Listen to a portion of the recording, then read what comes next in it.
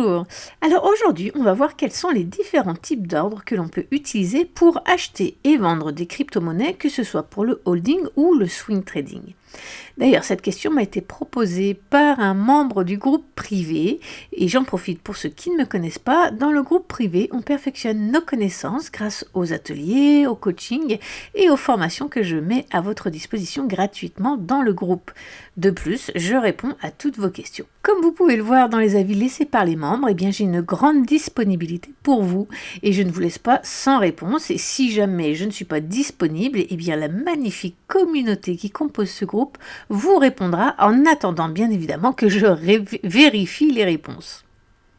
Alors si vous avez des lacunes, que vous avez encore des doutes sur certaines choses, s'il vous manque des connaissances ou simplement si vous vous sentez plus à l'aise de ne pas être seul dans vos investissements, eh bien n'hésitez pas, ce groupe est pour vous.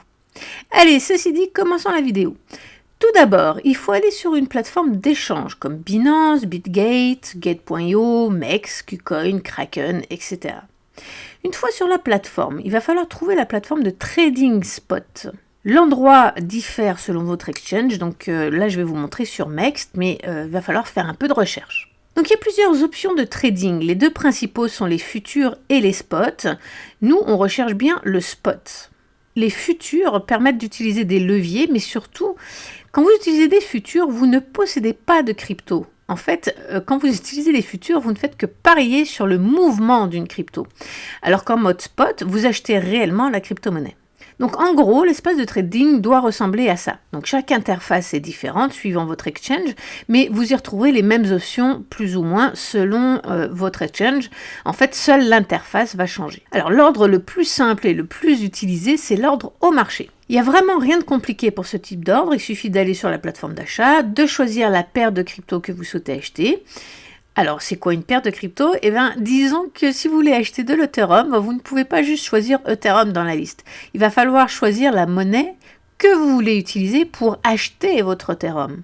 C'est ce qu'on appelle une paire. Donc, par exemple, si vous voulez acheter des Ethereum en utilisant vos USDT, alors il va falloir choisir la paire Ethereum USDT.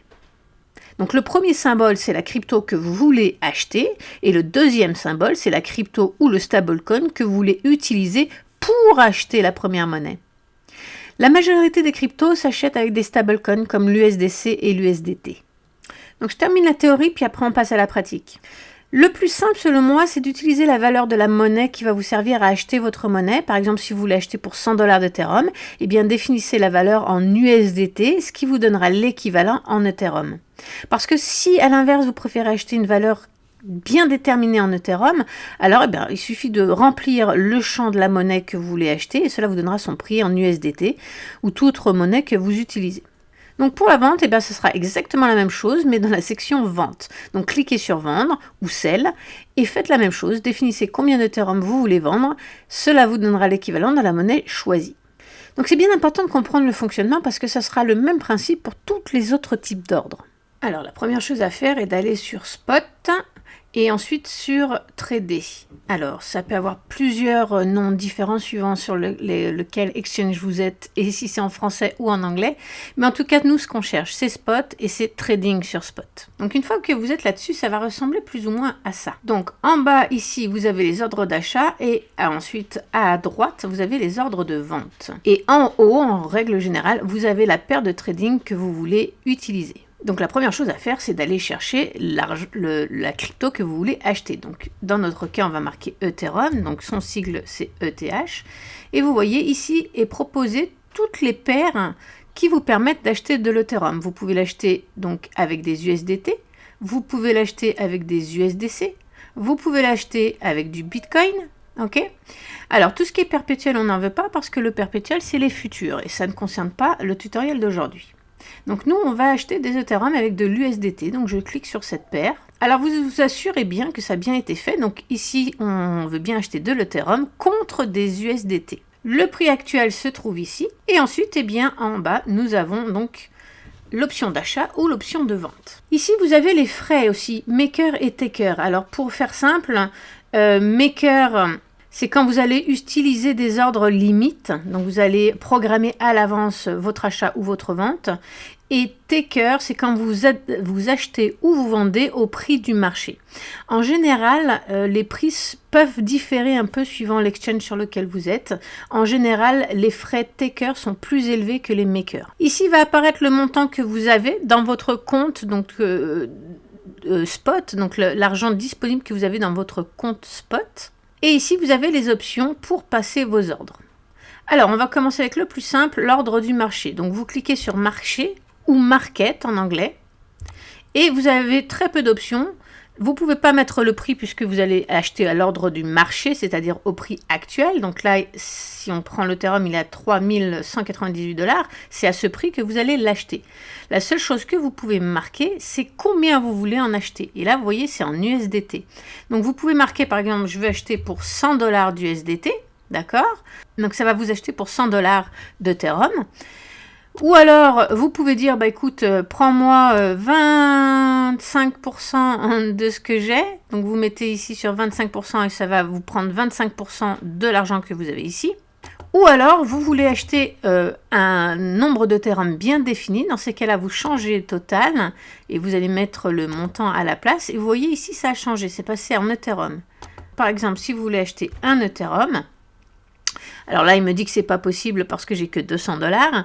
Donc, il m'a mis automatiquement combien je pouvais en acheter avec l'argent que j'ai disponible. Je peux acheter seulement ça d'Ethereum, d'accord?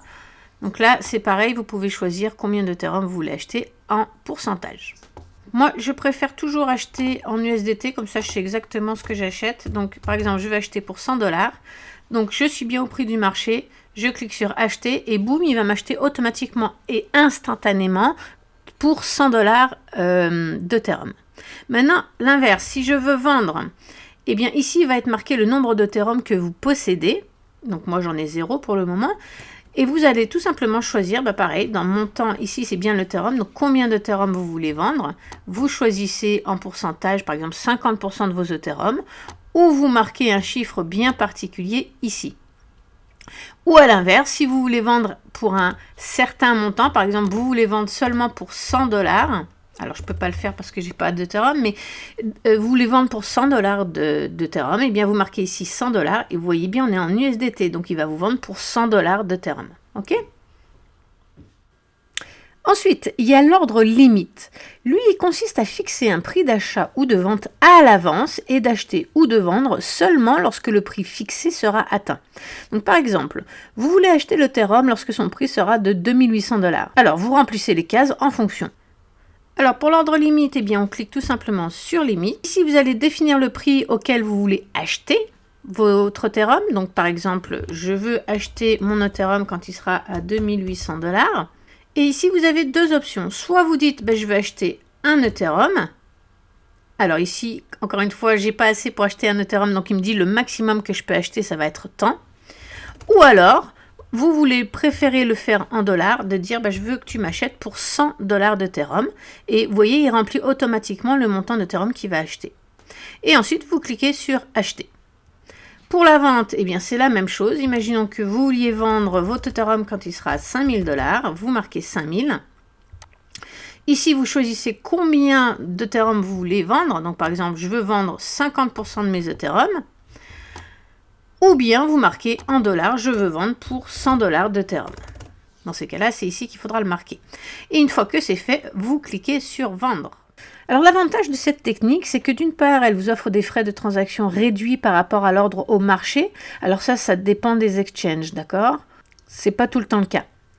Et puis d'autre part, eh bien, elle est très utilisée pour permettre de récupérer votre mise de fonds sans avoir à y penser. Par exemple, disons que vous achetez un Ethereum au prix de 2000 $, vous voulez récupérer votre mise de fonds lorsque son prix aura fait un 100% de bénéfice, donc un x2, et bien dans ce cas-là, vous pourriez laisser sur l'exchange seulement 50% de vos Ethereum, et puis vous pourriez déplacer dans un portefeuille décentralisé les autres 50%. Donc sur l'exchange, il vous restera 50% de vos avoirs, et les autres 50% seront en sécurité, en décentralisé sur un portefeuille. Maintenant, eh ben, vous pouvez placer un ordre de vente qui stipule que vous voulez vendre 100% de vos Ethereum. Ben oui, parce que vous avez déjà déplacé 50% ailleurs. Donc, il vous reste 50%. Donc, vous voulez vendre l'intégralité de votre 50% pour récupérer votre mise de fonds. Donc, vous placez un ordre pour vendre 100% de vos Ethereum lorsque le prix atteindra 4000 $, par exemple. Ainsi, ça vous forcera d'une part à récupérer votre mise de fonds, que vous le vouliez ou non, ça va vous discipliner, et puis ça vous permet de ne pas avoir à y penser, ça va se faire automatiquement. Maintenant, si vous préférez déplacer toutes vos cryptos en décentralisé, c'est parfait. Par contre, si vous n'êtes pas familiarisé avec les transactions en décentralisé, il va falloir renvoyer vos crypto-monnaies sur votre exchange centralisé pour pouvoir les vendre le moment venu. Mais attention, parce qu'en faisant ça, vous allez avoir des frais, c'est-à-dire que vous allez sortir 100% de vos crypto-monnaies que vous allez mettre en décentralisé, donc là vous allez avoir des frais, et ensuite quand vous allez vouloir le rapatrier sur l'exchange centralisé, vous allez encore avoir des frais. Alors qu'en laissant 50% sur votre exchange centralisé et le reste en décentralisé, vous pouvez faire une petite économie de frais. Alors c'est sûr que si vous achetez pendant la période d'accumulation tout au début près du bottom, et que vous savez que vous avez, je sais pas moi, 1 an et demi à attendre avant de pouvoir faire votre première vente, oui, c'est sûr que c'est mieux de tout envoyer en décentralisé. Mais si vous l'avez acheté et que vous savez que dans les 6 prochains mois, vous allez récupérer votre mise de fonds, réfléchissez-y à 2 fois. D'autant plus que vous pensez bien que vous n'êtes pas le seul à faire ça. Donc plus il y a de transactions, plus les frais, notamment sur Ethereum, sont importants. Donc si c'est pour déplacer maintenant puis le remettre dans 3 mois, au moment où tout le monde va faire la même chose, vous risquez vraiment de payer des frais beaucoup plus chers. Par contre, si vous préférez laisser toute l'intégralité de votre monnaie sur l'exchange centralisé, alors attention, parce qu'au moment de la vente, c'est plus la même chose. Vous n'allez pas dire que vous voulez vendre 100%, parce que là, vous n'avez pas déplacé votre argent, il est 100% ici. Donc, vous ne voulez pas vendre 100%. Dans ces cas-là, vous allez vendre seulement 50%. Attention de bien comprendre la nuance. Donc, cette technique d'ordre limite, elle est très pratique, mais elle a ses limites aussi, on peut dire. C'est-à-dire que si le prix monte ou descend trop rapidement, il est possible que l'intégralité de votre ordre ne soit pas exécutée. Donc il est possible, par exemple, que seulement 40% de votre ordre soit exécuté. Alors, c'est déjà pénible un peu à l'achat parce que vous aviez prévu d'acheter un certain montant, puis vous êtes fait avoir, vous n'avez pas acheté au complet ce que vous vouliez. Mais imaginez comme c'est encore pire quand vous voulez vendre et que finalement, vous ne vendez pas au bon prix, qu'il y a une cascade de liquidité qui est en cours, et que du coup, vous vouliez vendre à 5000, puis là, on est déjà rendu à 4003. Vous voyez, donc ça a ses limites. Parce que je rappelle comment ça fonctionne. Un ordre limite, ça fonctionne avec un prix fixe. Donc, si vous voulez vendre à 4000 $, si le prix descend rapidement à 3900 $, par exemple, l'ordre, il s'arrête. Parce qu'on n'est plus à 4000 $. Mais le truc, c'est que s'il a tout vendu dans ce laps de temps, parfait. Mais s'il a eu le temps de vendre que 40%, vous restez sur le carreau avec 60% restants. Donc, ça nous amène au prochain type d'ordre, qui est l'ordre à seuil de déclenchement. Ou en anglais, ça peut s'appeler stop order, stop limit, ou même trigger stop. Ça dépend des exchanges. Donc ça, c'est un mix entre l'ordre de marché et l'ordre limité, qui déclenchera la vente ou l'achat, mais sans exécuter l'ordre. Je m'explique. Imaginons qu'on veut vendre à 4000 $ notre Ethereum. Alors, on va lui dire de déclencher l'ordre de vente un petit peu avant les 4000 $. Et quand je dis un petit peu avant, ça dépend si vous vous servez de cet ordre comme un stop loss ou un take profit. Alors, le take profit, ça veut dire que vous voulez récupérer vos profits à tel prix. Le stop loss, lui, c'est plus, vous voulez sécuriser votre argent, c'est-à-dire que si le prix descend en dessous d'un certain seuil, vous vendez. C'est une sécurité. Donc, en gros, si vous voulez vendre votre Ethereum à 4000 $, mais que le prix est bien plus haut, il est à 7000 $ par exemple, et vous voulez mettre un stop loss, c'est-à-dire que s'il descend plus bas, vous vendez. Dans ces cas-là, vous allez mettre votre prix déclencheur un petit peu au-dessus de 4000 $. Vous allez le mettre par exemple à 4100 $. Comme ça, quand le prix va descendre, quand il va arriver à 4100 $, la machine va s'enclencher, votre ordre va être mis en file d'attente et il va attendre bien sagement qu'on arrive à 4000 $ pour le passer. Donc exécuter votre ordre. Mais à l'inverse, si vous voulez faire un take profit, c'est le contraire. Ça veut dire que si vous voulez le vendre à 4000, un take profit, ça veut dire que le prix de l'Ethereum actuellement, il est en dessous de 4000 $. Donc imaginons qu'il soit à 3000 aujourd'hui. Vous allez vouloir l'enclencher quand il sera à 4000, donc un petit peu avant 4000, donc peut-être à 3900 $. Donc là, vous allez mettre dans le prix de déclenchement 3900 $. Là, ça va s'enclencher, ça va mettre votre ordre dans le carnet d'ordre. Et quand on arrivera à 4000 $, il va vous les vendre. C'est très important de comprendre la différence entre stop loss et take profit parce qu'il y en a un, le prix monte et l'autre, le prix descend. Et comme il va falloir programmer le déclencheur en fonction si le prix monte ou si le prix descend, eh bien, il faut que vous compreniez cette logique. Pour les stop limit, eh bien, vous cliquez sur stop limit et vous allez voir, vous avez deux options. Alors sur d'autres exchanges, vous pouvez avoir d'autres options supplémentaires, mais dans cette vidéo, on va juste regarder les deux options qui sont proposées ici. Donc vous avez le stop limit ou l'OCO. On verra l'OCO après. Passons au stop limit. Et alors là, vous avez votre prix de déclenchement. Donc comme je viens de l'expliquer, vu qu'on est à l'achat, on va mettre le prix de déclenchement un petit peu en dessous du prix auquel on veut acheter. Donc si je veux acheter à 2800 $ mon Ethereum, quand le prix de l'Ethereum sera 2800 $, eh bien je vais mettre un prix d'enclenchement par exemple à 2700. Voilà. Ça veut dire que quand le prix sera à 2700 $, mon ordre va s'enclencher, il va être mis en file d'attente, mais il ne va pas être exécuté. Il va juste être mis en file d'attente, il est sur on, la machine est en marche, et il va attendre que le prix arrive à 2800 $. Et quand le prix arrivera à 2800 $, eh bien, il exécutera votre transaction et il passera votre ordre. Donc là, c'est la même chose. Le montant, vous pouvez le marquer en Ethereum ou en dollars. Par exemple, achète-moi pour 100 $. Et il remplit automatiquement le montant d'Ethereum ici. Quand c'est fait, vous cliquez sur acheter. Alors pour la vente, eh bien, ça dépend comment vous voulez utiliser ça. Est-ce que c'est un take profit que vous voulez prendre ou un stop loss? Ça dépend parce que le take profit, ça veut dire que vous voulez vendre quand c'est à 5000 $, mais du coup, vous voulez l'enclencher avant qu'il arrive à 5000 $ pour qu'il me vende bien à 5000 $. S'il y a trop de volatilité, je veux bien que ça s'enclenche. Donc, dans ces cas-là, vous allez mettre votre prix de déclenchement, votre trigger, avant, donc par exemple à 4900, avant, comme ça, à 4900, il s'enclenche et à 5000, il vous vend.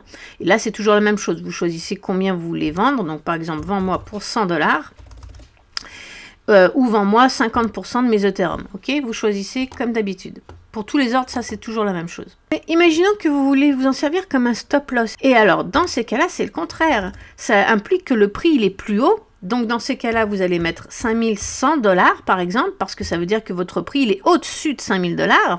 Mais s'il descend en dessous, disons 5000 $, s'il redescend 5000 $, vous voulez à tout prix garder vos profits. Donc, dans ces cas-là, c'est le contraire. Vous allez mettre vos prix d'enclenchement au-dessus, puisque le prix est au-dessus. D'accord? Donc, quand il va descendre à 5100 $, boum, ça va s'enclencher. Mais ça ne s'est pas encore exécuté. Et si on descend en dessous de 5000, alors là, il va vous l'enclencher. Mais si on ne descend pas à 5000 $, par exemple, vous avez mis 100 100, mais qu'on ne descend pas à 5000, on reste à 5050 par exemple, et ensuite le marché remonte, eh bien du coup, il ne vous aura pas exécuté ça. Vous comprenez ? Donc, vous allez pouvoir le rehausser. Maintenant, imaginons que le prix du Bitcoin de l'Ethereum est monté à 7000 $. Eh bien, vous allez pouvoir annuler votre ordre et dire, bah ok, maintenant il est à 7000 $. Donc, tu t'enclenches à 6900 $ et tu me le vends à 6000, j'ai mis combien? 900, 6800. Voilà. Je ne veux pas vendre en dessous de 6800. Vous voyez?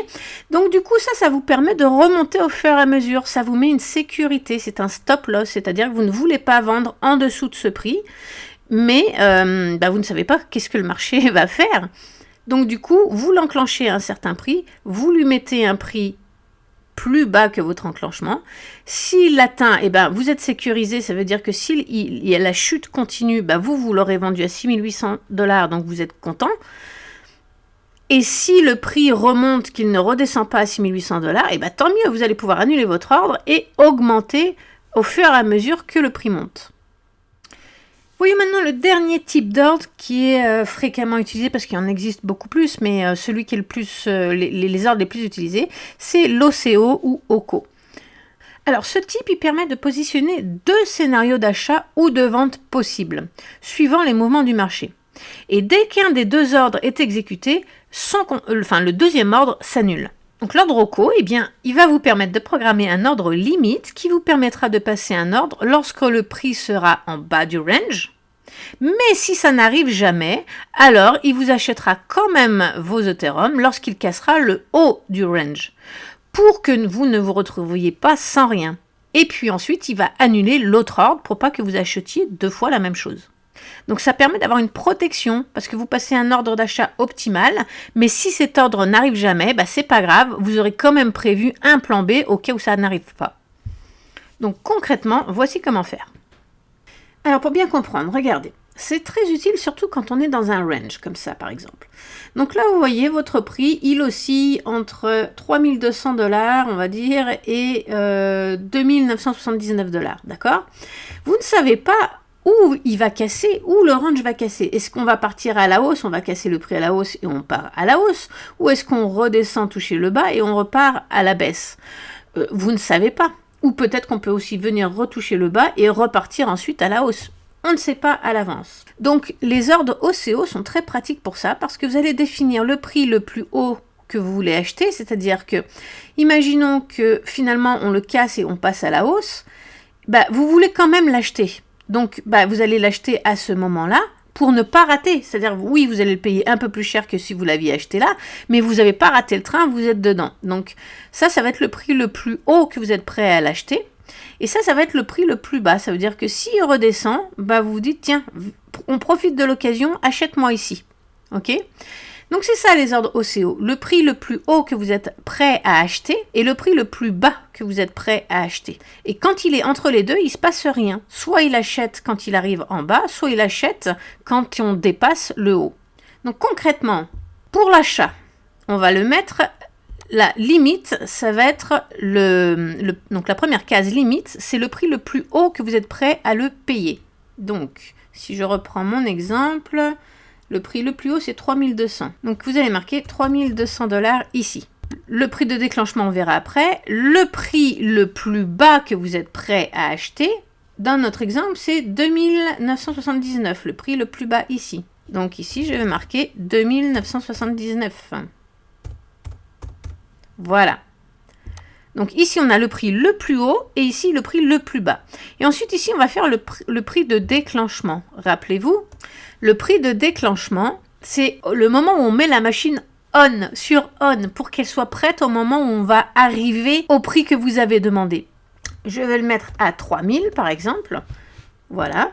Donc ça veut dire que quand on va arriver à 3000, ok, quand on va arriver à 3000 $, donc dans ces eaux-là, la machine va se mettre en on, et elle va se déclencher. Et elle va attendre qu'on arrive ici pour pouvoir acheter et exécuter votre ordre.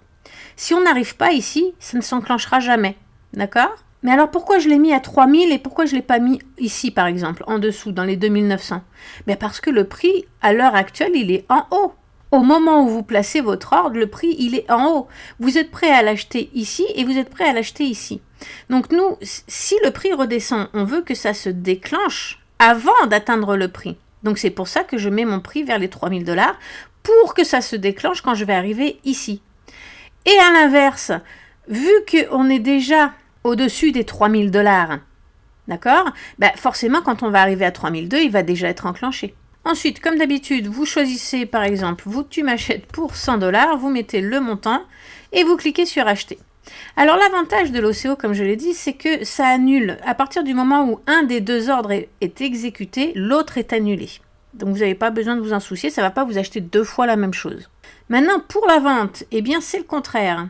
Vous allez mettre ici le prix le plus haut auquel vous voulez vendre. Donc par exemple, vous voulez vendre à 8000 $. Le prix de déclenchement, on verra après. Et le prix le plus bas auquel vous acceptez de vendre, par exemple, c'est 6000 $. Encore une fois, ici, vous choisissez le montant que vous voulez vendre, par exemple 50% de vos Ethereum. Et maintenant, le prix de déclenchement. Donc, comme je l'ai expliqué, on pourrait dire que ça, c'est votre take profit. Vous voulez atteindre 8000 $, c'est votre take profit. Par contre, les 6000, c'est votre stop loss. C'est-à-dire que, par mesure de sécurité, si on descend en dessous de ce prix, vous voulez vendre à 6000 pour être sûr de bien garder vos gains. Donc, nous, le prix de déclenchement, c'est la même chose, on veut qu'il soit proche des 6000 $, un petit peu au-dessus, parce que là, le prix va descendre, encore une fois. Donc, par exemple, si vous voulez vendre à 6000, vous mettez ici 6100, par exemple, et quand on va arriver ici, ça va s'enclencher, ça va se mettre en on, ça va attendre qu'on arrive à 6000 et ça va vous le vendre à 6000. Et ensuite, une fois que vous avez choisi, vous cliquez sur vendre. Alors, il y a un dernier ordre dont je ne vous ai pas parlé et je ne l'ai pas mis avec les autres délibérément. C'est parce que utiliser ce type d'ordre, c'est beaucoup plus compliqué qu'on ne le pense. On a l'impression que c'est une super bonne idée et c'est vrai que le principe est très bon, mais à condition de savoir le gérer et de l'utiliser correctement.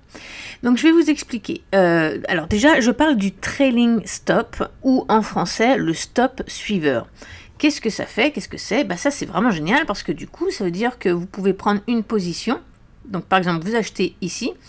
Et puis, vous lui dites, écoute, moi, je veux vendre, mais quand j'ai 1% de perte, par exemple, ou 10% de perte, dans ces cas-là, tu me vends ma position. Mais tant que je n'ai pas 10% de perte, tu continues la position. Donc ça veut dire que si vous achetez là, par exemple, tant qu'il n'y a pas 10%, lui, il va continuer. Il va toujours pas vous le vendre, il vous vend rien du tout, rien. Et puis ici, on arrive ici, puis là, on se prend une correction de 10%. Donc là, il va vous vendre ici automatiquement ce que vous avez acheté ici. D'accord? Sans que vous ayez rien besoin de faire.